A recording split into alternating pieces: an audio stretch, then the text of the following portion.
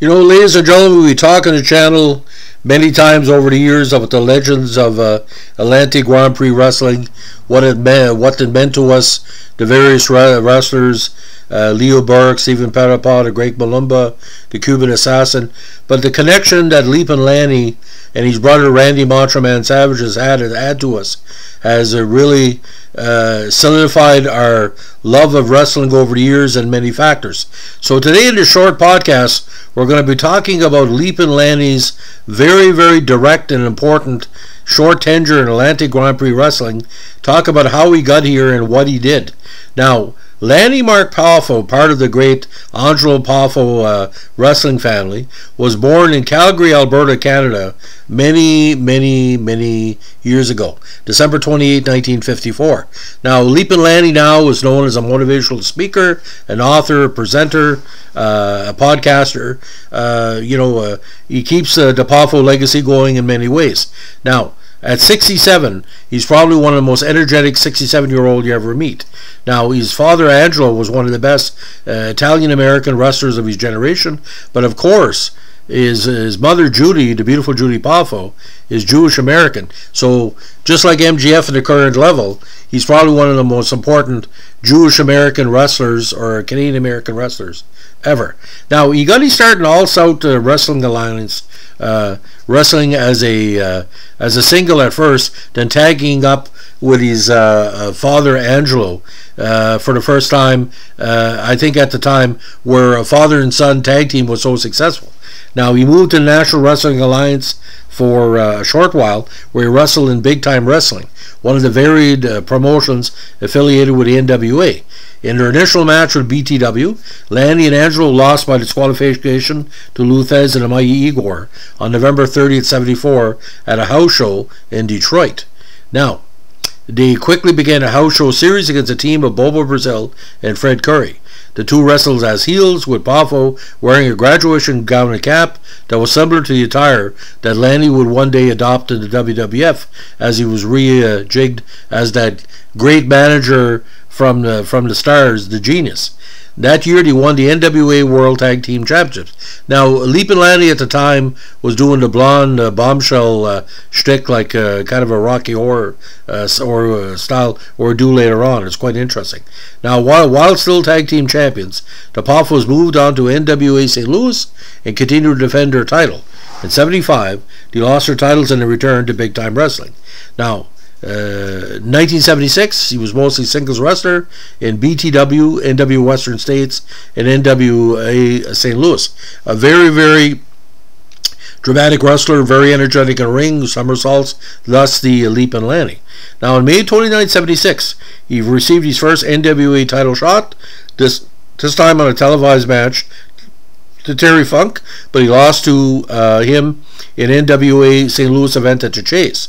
He then would go on to defeat wrestlers such as Don Red Cloud, Raul Guzman, and Gary Fulton. Now, Lanny eventually moved to Jim Crockett's Mid-Atlantic Championship Wrestling in '76, and the first time began teaming with his brother Randy Poffo, who had given up a career in baseball to become a wrestler. The Poffo brothers immediately began touring on the anime CW house show circuit, defeating such teams as John Eagle, Emmanuel Soto, and Daniel Miller and Johnny Weaver, and continued to wrestle together for the remainder of the year. Now, there were some rumors going around we're either going to start our own federation or we're going to do a prep in another group, and that's where Atlantic Grand Prix Wrestling came in. Now, with his brother Randy having departed MECW after February, he proceeded to '77 as a singles wrestler once more. After gaining victories over George Rossi, Herb Gallant, and Leroy Rochester, Poffo gained another shot at the NWA World Heavyweight title when he faced off against Harley Race at an event in Chattanooga, Tennessee on February 4th, '78. This time, Lanny was able to wrestle the champion to a draw. Now, we were hearing rumors that there was big things coming to Atlantic Grand Prix, even though they've had great wrestlers before. But this is what happened. At the time, ladies and gentlemen, Atlantic Grand Prix was growing in popularity. They would do this regional circuit every spring, summer, and fall, what they call the circus circuit, or the hockey rink circuit, or the bingo hall circuit. This was well before ECW. Ladies and gentlemen, the legendary month of April 1978, where the world changed in the Maritimes. He moved on to Emile Dupre's Atlantic Grand Prix Wrestling, which had a weekly television spot on ATV, and Randy came in as well. They toured the Maritimes doing shows, get this, 7 days a week, with some days hosting 2 shows in 2 different towns, Berwick, Péteroché, Florenceville, Hartland, Frankton, St. John, Truro, Halifax, all over the place. Now, on May 23rd, 1978, he wrestled his brother, now known as Randy Savage, for the very first time, defeating him by disqualification at an event held in Truro. Savage would later defeat his brother for the title, and the two would trade the championship in 1978 and 1979. Lottie's match was televised, and it was a big thing because Leap and Lanny was the heartthrob, while Randy was the evil one. And let me tell you something, no YMC with this. It wasn't a cute Macho Man. Randy came to Beldoon once for a match, and ladies and gentlemen, I was there, and if they weren't going to kill him before he entered the ring, they were going to kill him when he left.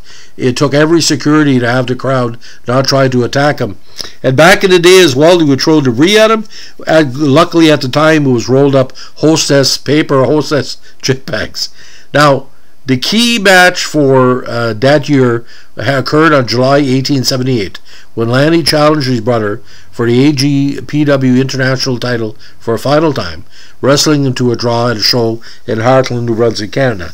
Ironically, I became sports editor for the Hartland region for the Bugle in Woodstock, New Brunswick in 2008, and my first assignment, I was covering a floor hockey tournament and went on the ice surface and stood literally centimeters away where Randy and Lanny had faced off. For me, as a big Atlantic Grand Prix wrestling fan, it was the Mecca. Now, 22 years into the new millennium, 22 years after it started, over the last 44 years, and my good friend Bo Sheaves in Woodstock, New Brunswick, who I credit to as the inspiration for this channel. We talk about Atlantic Grand Prix Wrestling all the time. I befriended Killer Karl Krupp when I was going to college in Woodstock in the mid-80s, when we were driving truck throughout our region. Ladies and gentlemen, the names, just like memories, they're so thick. Stephen Pettipaw, Leo Burke, the great Malumba, Killer Karl Krupp, Leap and Lanny, Rip Rogers, No Class Bobby Bass, Hercules Cortez, on and on and on and on and on. Killer Karl Krupp, Cuban Assassin, everybody that was all involved. We loved our heels and sometimes wanted the heels to win. But how it was kayfabe with us, ladies and gentlemen, we knew it was fake, but we're so involved. A hockey rink will get 600 to 1,000 fans. And Leap and Lanny has talked about this. He's returned as a wrestler and a speaker in New Brunswick over the years. We saw them as more than, like, the WWE superstars had nothing on this. Can you imagine? There was only 2 to 5 million people in the 3 maritime provinces at the time. They very rarely toured in Newfoundland. We knew all their names, ladies and gentlemen. They were bigger than hockey. And you couldn't say the word Lanny without thinking Leaping Lanny. Although Lanny McDonald was very popular, which ironically that was the year that they had faced Montreal in the semifinals, where Lanny McDonald was a key player. We saw them as gods, because they were us in wrestling form, and the fans were all together. We were cheered them on. When you grow up poor and grow up with no fun in the Maritimes, no internet, going to a wrestling card and seeing Leap and Lanny and Macho Man and Leo Burke and everybody else, like I said, we held them on such more pedestals. And you know what? I think every person from the Maritimes that's in their 70s or 80s when they pass away, I always want to ask the people that are left to mourn, did he save his black and white Atlantic Grand Prix wrestling picture autographs from all those years before?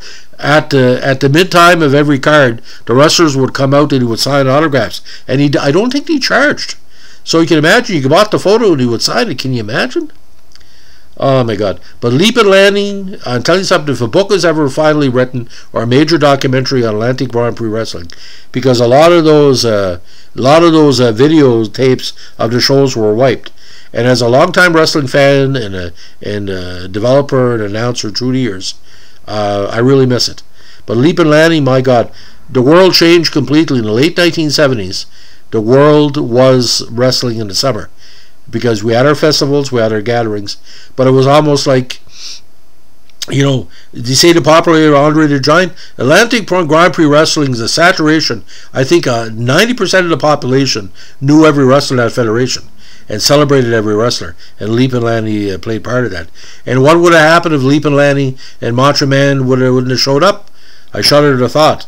But here we are, it's 44 years later, we're still talking about it, and that Heartland Arena will be replaced by a new one pretty soon, and everybody that goes to the Heartland Arena and the small arenas in New Brunswick and the Maritimes, they're saying, well, this is where Macho Man, this is where Leap and Lanny, Leo Burke wrestled.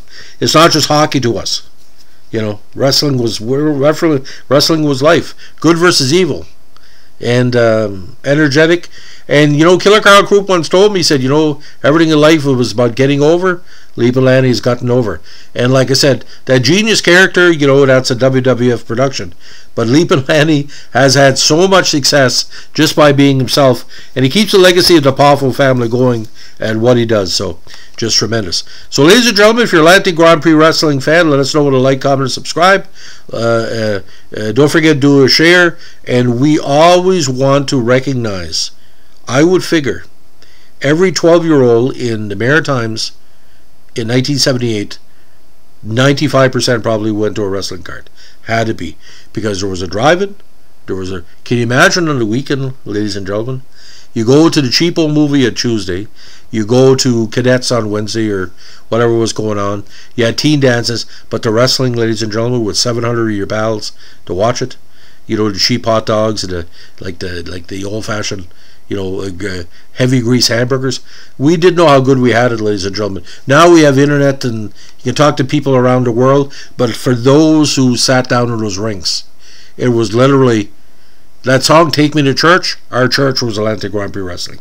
And we praise it every day, ladies and gentlemen. I'm a better journalist knowing I was part of the greatest wrestling federation in the history of the world, because there was no better than us. We were it, ladies and gentlemen. No matter what everybody else says.